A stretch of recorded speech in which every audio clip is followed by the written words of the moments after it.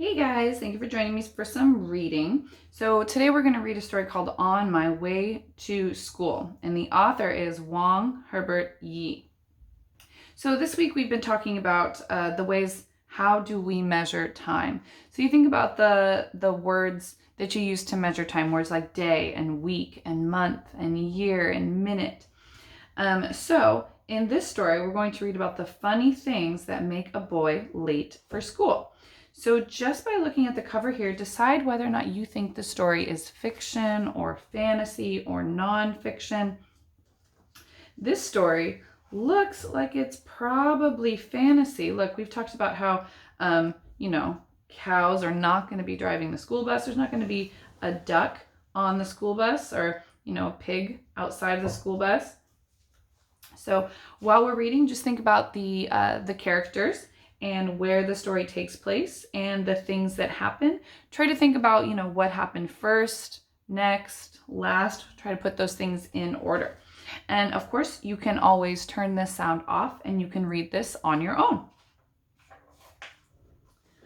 On my way to school today, a pig asks me to come and play. It's not just a pig, it's a pig in a wig. We run for the bus, just the two of us. So I see that a lot of words rhyme so far in this story. We've got the boy and then the pig in a wig. Those are some characters. Pig and I run fast, fast, fast. We get on the bus at last. Huff, puff, the bus zips away. Pig makes me late for school today. Uh-oh. On my way to school, we pass a trash truck that ran out of gas. On top of that truck sit two apes and a duck. So these are just some crazy things that are happening to this kid on his way to school. Apes and a duck hop in the bus. They sit down with the rest of us. Slip, flip, the bus zips away. Apes make me late for school today. There's all kinds of things that have made him late so far. On my way to school, I see some frogs in a gumdrop tree. Plip, plop, the gumdrops drop. Two frogs cut, two frogs mop. Yeah, so a couple of the frogs are cutting down those gumdrops, and the other ones are mopping them up. Frogs hop in the bus. They sit down with the rest of us. Hip, hop, the bus zips away. Frogs make me late for school today. Here we go, just one last stop. Frogs hop in the lake. Plip, plop. Duck is off to get some gas. Apes fish and nap in the grass.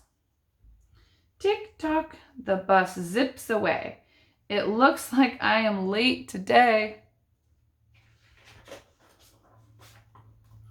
Now the bus drops me off at school. I see a crocodile slink out of a pool. I think it slid under the gate.